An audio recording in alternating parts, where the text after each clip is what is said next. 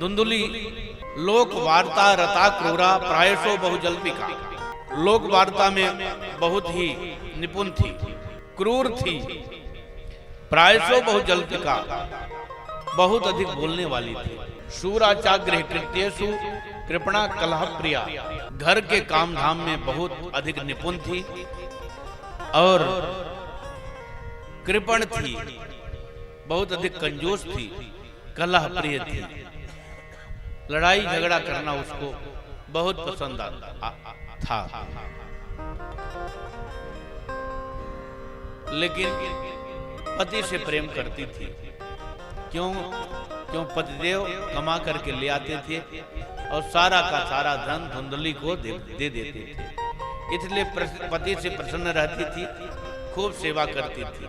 और पति के जाने के बाद चाहे 10 लोगों से हंसी मजाक कर ले, चाहे 10 लोगों से लड़ ले, कोई उसका विशेष आचरण नहीं था, लेकिन बनावटी व्यवहार करते हुए पति से प्रसन्न रहती थी।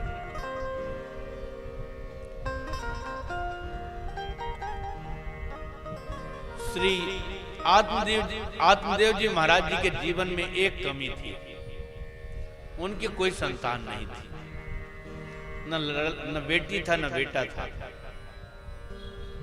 घर में तुलसी का वृक्ष लगाते थे, वो भी सूख जाता था।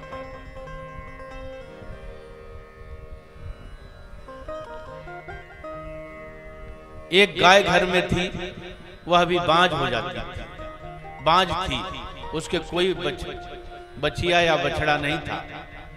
श्री आत्मदेव जी महाराज जी को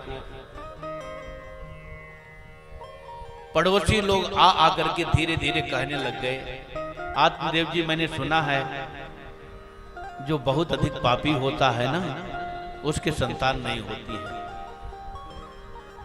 आत्मदेव जी महाराज बेचारे सुन लेते, करें क्या, अब तो उनके जीवन में यही दुख था। धीरे धीरे यह भी कहने लगे, आत्मदेव जी हो सकता है आपसे कोई ऐसे बड़ा पाप बन गया हो, इसीलिए आपके संतान नहीं है। आपके घर में एक गाय है, वह भी बांझ है, आप तुलसी का वृक्ष लगाते हैं, वो भी सूख जाता है। आपसे वृक्ष जल नहीं लेना चाहते हैं, कोई देवता आपसे जल नहीं लेना चाहते हैं, क्योंकि आप पुत्रहीन हो, इसलिए कोई पुण्य आपका नहीं होगा, आपके द्वारा किया गया कोई पुण्य फलीभूत नहीं होता है। श्री आत्मदेव जी से इस तरह से लोग ताना मारते, व्यंग मारते। आत्मदेव जी महाराज एक दिन रात्रि को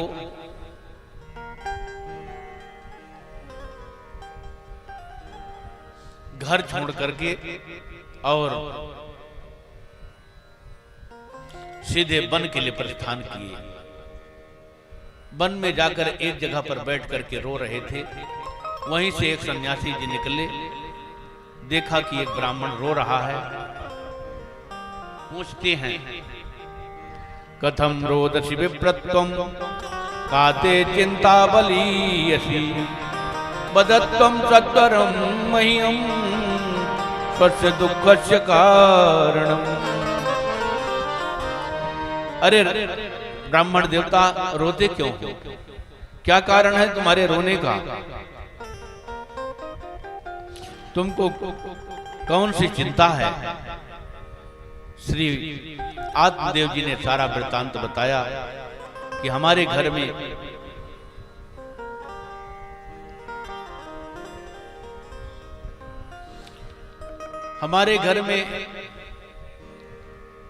एक गाय है, वह भी बांझ है, मेरे यहाँ कोई पुत्र नहीं है, मेरे द्वारा लगाई हुई तुलसी का वृक्ष सूख जाता है। श्री संत जी ने कहा, यह झूठा जान छोड़ो,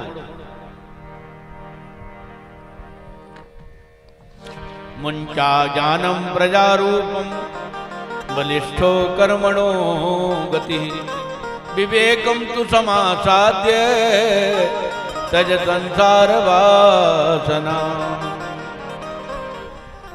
संत जी ने कहा पुत्र के द्वारा सुख ही प्राप्त होता है, पिता को इस झूठे ज्ञान को छोड़ दो।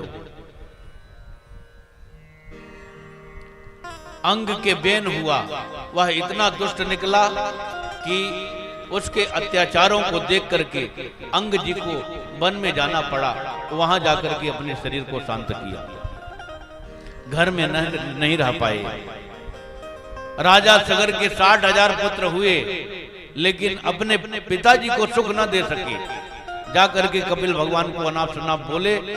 उन्होंने अपनी दृष्टि खोली, क्रोधाग्नि से जल करके भस्मीभूत हो गए, राग की ढेर हो गए, तो अपने पिता को सुख न दे सके। ये कोई आवश्यक नहीं है कि पुत्र के द्वारा सुख ही प्राप्त होगा। इसलिए इस झूठे ज्ञान को छोड़ो और विवेक का आश्रय लो, भगवान का भजन करो।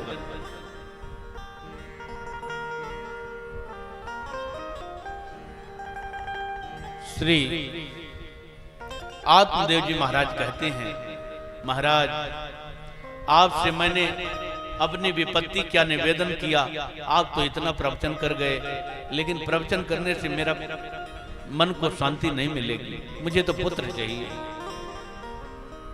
आपके प्रवचन कर देने से हमें मन को शांति नहीं मिल रही है, मुझे तो पुत्र चाहिए।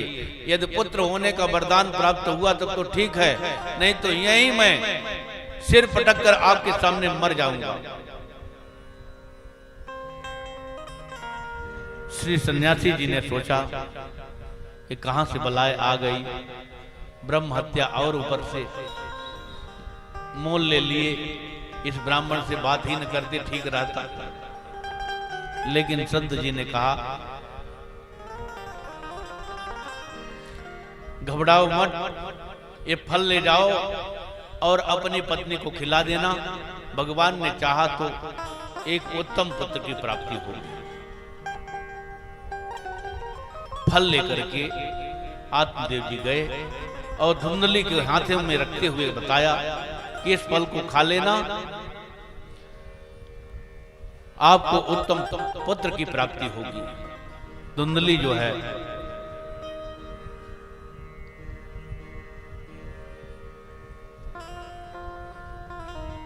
मन में विचार करने लगी। हमने सुना है कि फल खा ले जो गर्भवती स्त्री होती है उसका भारी शरीर हो जाता है, वह काम नहीं कर पाती है। कहीं हमारे घर में आग लग गई तो सब निकल करके बाहर चले जाएंगे, मैं यहीं जल जाऊंगी। कहीं चोर आ गए, डकैत आ गए, सब निकल कर भाग जाएंगे, मैं तो फंस जाऊंगी यहीं। नाना प्रकार से तर्क करने लगे।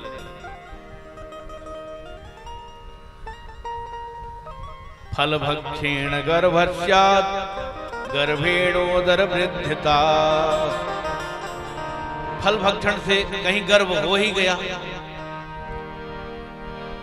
और गर्भ होने से हमारा पेट बढ़ जाएगा। स्वल्प भक्षम ततो शक्ति गृह कार्यम कथम भवेत्। जब हमारा पेट बढ़ जाएगा तो थोड़ा सा भोजन हमसे हो पाएगा, अधिक भोजन नहीं कर पाएंगी। घर का शक्ति हमारी क्षीण हो जाएगी तो हमारे घर का काम धाम कौन करेगा। धुंधली अपने मन में विचार करती है। लालने पालने दुखम प्रसूतायाश वर्तते, बंध्या वा विधवा नारी सुखनी चेति में मति। लालन पालन में मान लो सब कुछ ठीक है, लेकिन बेटा हो गया तो लालन पालन में इतना झंझट है, कौन उसका लालन पालन करेगा। 5 साल तक तो बहुत ही झंझट है, उसके बाद भी 20 वर्ष तक संभालना पड़ता है। मेरे मति से बंध्या व विधवा नारी, मेरी मति से बंध्या नारी और विधवा नारी अच्छी है, सुखी है।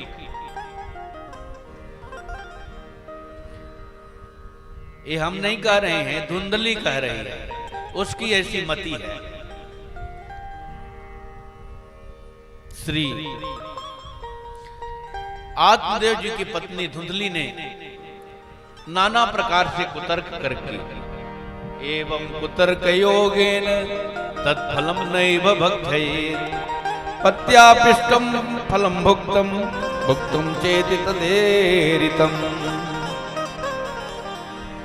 इस प्रकार से कुतर्क के द्वारा नाना प्रकार से कुतर्क किया और उस फल को खाया नहीं। पति ने पूछा क्यों फल खा लिया, तो कह दिया हाँ खा लिया, झूठ बोल दिया। पतिदेव चले गए पूजा पाठ कराने के लिए। इधर उसकी बहन आती है धुंधली की और कहती है क्यों बहन, आज तुम्हारा मन अशांत क्यों है। सारी बात बताई कि एक साधु ने फल दिया है और कहा कि फल खाने से एक उत्तम पुत्र की प्राप्ति होगी।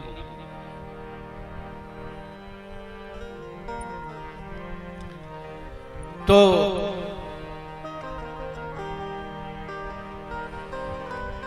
धुंधली की बहन ने कहा, अरे बहन, ये साधु महात्मा पागल बनाते फिरते हैं, कहीं फल खाने से पुत्र होता है।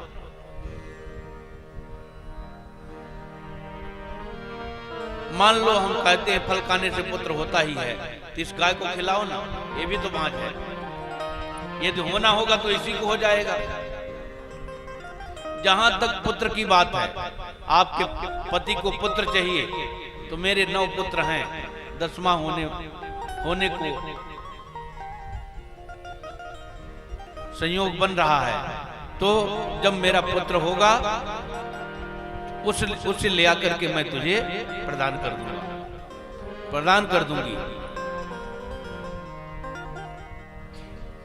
उसने ऐसा ही किया, फल खिला दिया गाय को, और 9 महीना व्यतीत होने पर उसने अपने पति से कहा पुत्र हुआ, पुत्र हुआ, पुत्र हुआ। बहन ने ले आकर के पुत्र दे दिया। उसने अब पूरे हल्ला मचा दिया कि मुझे पुत्र हुआ, मुझे पुत्र हुआ। बेचारे पतिदेव भोले भाले तो थे ही, उन्होंने कहा ठीक है। बहुत उत्सव मचाया, बरहाव किया, अच्छा उत्सव मचाया, और जिस फल को गाय को दिया था, उस गाय ने भी 3 महीने बाद 12 महीने में एक सुंदर उत्तम पुत्र को जन्म दिया, जिसके कान गाय के कान के समान थे और सारा शरीर मनुष्य के आकृति का था। कियत कालेन तौ जातौ तरुणौ तनया बुभौ, दुंदकारी गोकर्ण पंडितो ज्ञानी, दुंदकारी महाकलह। समय बीतता गया, 1 वर्ष, 2 वर्ष, 3 वर्ष, 4 वर्ष, 5 वर्ष, समय व्यतीत होता गया। दोनों पुत्र जवान हो गए, दोनों के गुणों का विकास हुआ, लेकिन गुण में भी अंतर है। एक के सद्गुण का विकास हुआ, एक के अवगुण का विकास हुआ। धुंधकारी के अवगुण का विकास हुआ और गोकर्ण के सद्गुण का विकास हुआ। गुण में भी तो अंतर है, सद्गुण और अवगुण में कितना अंतर है। बीड़ी पीने लगा, तमाकुल खाने लगा, जुआ खेलने लगा, ताश खेलने लगा, शराब पीने लगा, वेश्याबाजी करने लगा, चोरी करने लगा, डकैती करने लगा। इतने अवगुणों का विकास हो गया। और पहले सब दूसरे को कष्ट देता था, माता पिता को ही कष्ट देने लगा।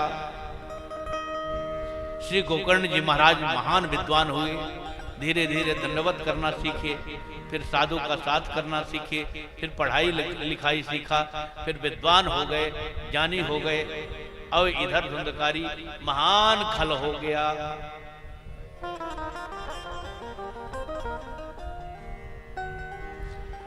हाँ भाई, माइक में ही बोलते हैं, इधर उधर हो जाता है, जब भूल गया तो हो गया।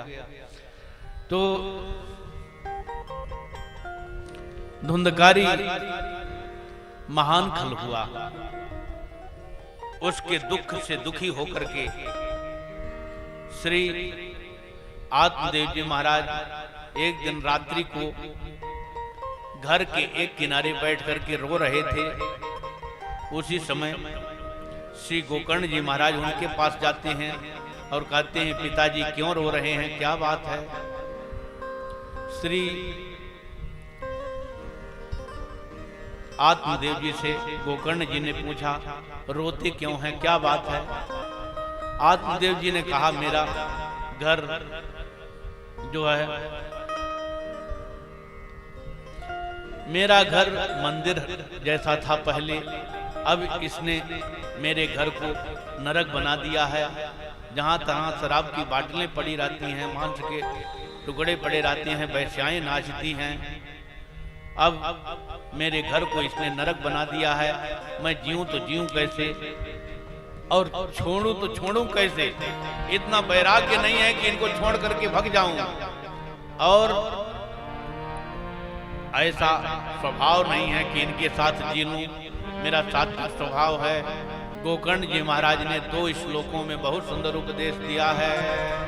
हे पूजनीय पिताजी, ये 5 तत्व का शरीर बना हुआ है और आत्मा अविनाशी है। ईश्वर अंश जीव अविनाशी, जीव अविनाशी है। फिर तुम चिंता किस बात के लिए करते हो? तुम किसको अपना मानते हो? इस शरीर को आपने बनाया है अथवा आपके माता पिता ने बनाया है। इस शरीर को भगवान बनाने वाले हैं और ये जीव भी भगवान का अंश है। फिर इसमें तुम्हारा क्या है जो हम करके हम कर धनधाम सवारे अंत चले उठरीते। इसमें तुम्हारा कुछ भी नहीं है। स्त्री से, पुत्र से और जाया माने पत्नी से ममता का परित्याग करो। सब अपने अपने कर्म से फल को प्राप्त करते हैं। निज कृत कर्म भोग सब भ्राता, को नाही दुख सुख करदाता। कोई किसी को सुख दुख नहीं देता है।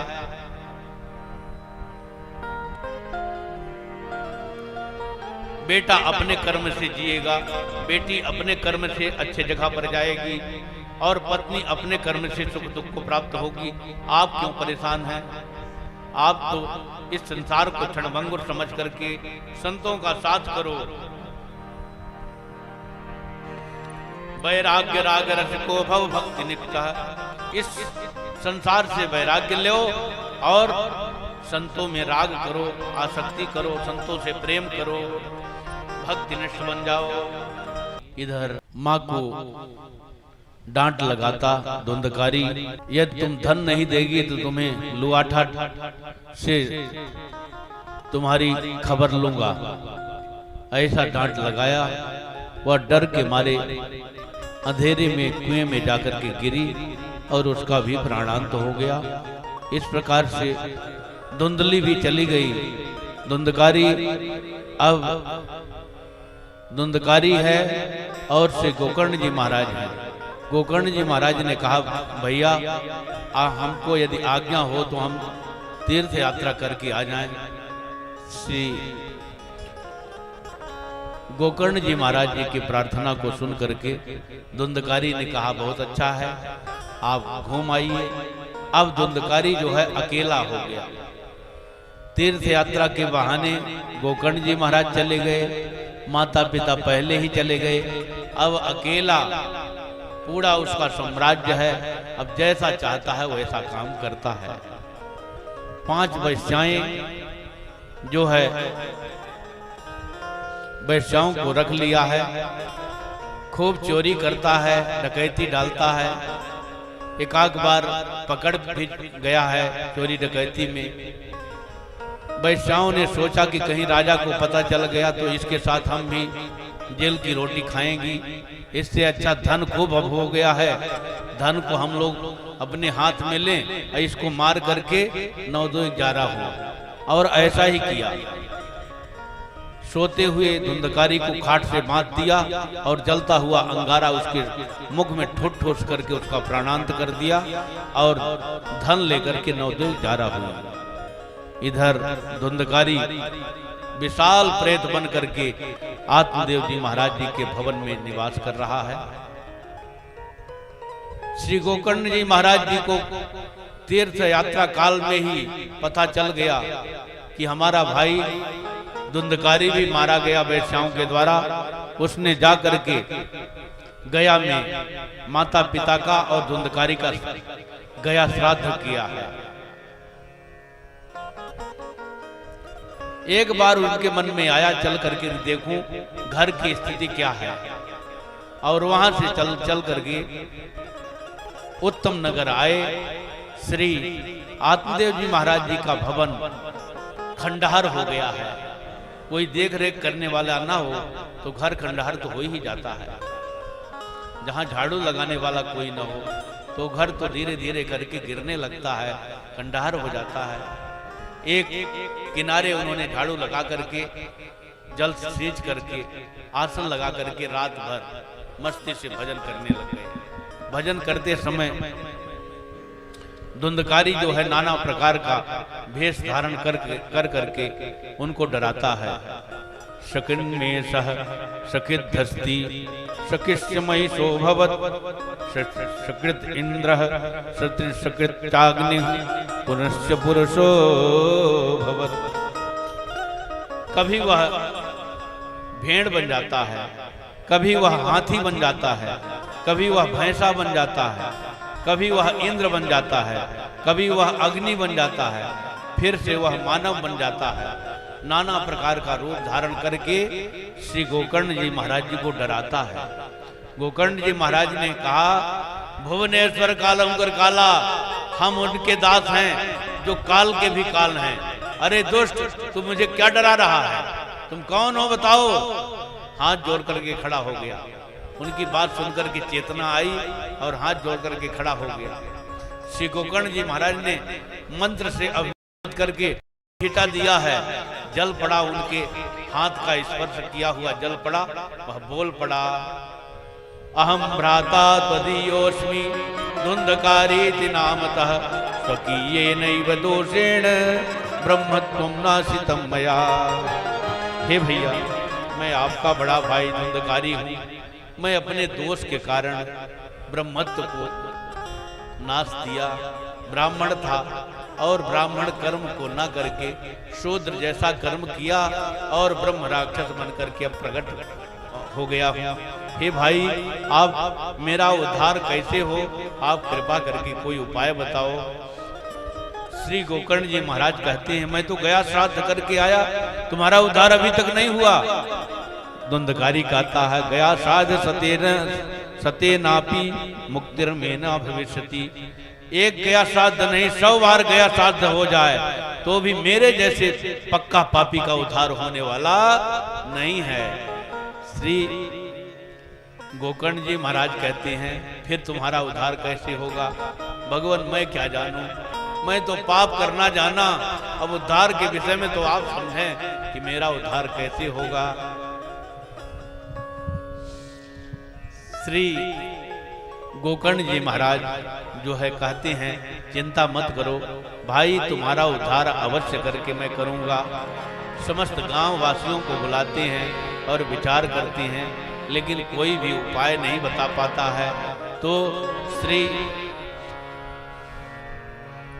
गोकर्ण जी महाराज जो है सूर्य भगवान की तरफ हाथ जोड़ करके उन्हीं से कहते हैं, हे सूर्य देव, आप जगत के साक्षी हैं, आप ही बतावें कि गोकर्ण जैसे धुंधकारी जैसे पापी का उद्धार कैसे होगा।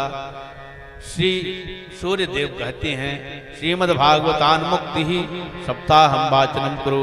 श्रीमद् भागवत महापुराण का सप्ताह से वाचन किया जाए तो गोकर्ण की धुंधकारी की मुक्ति अवश्य करके हो जाएगी।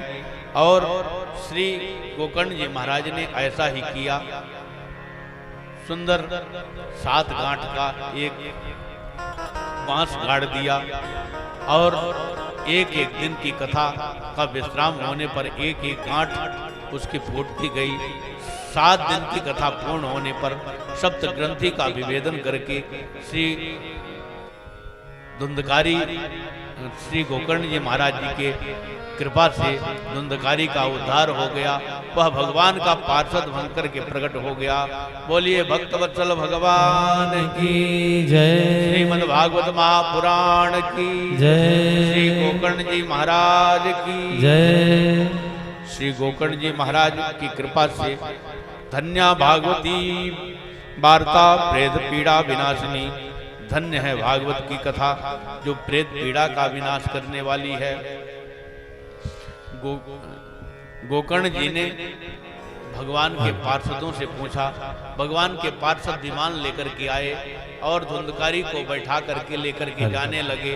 उसी समय गोकर्ण जी महाराज ने पूछा कि हमने तो बहुत लोगों को कथा सुनाई लेकिन विमान एक के लिए आया, ऐसा विपरीत कार्य कैसे हुआ? श्री भगवत पार्षदों ने कहा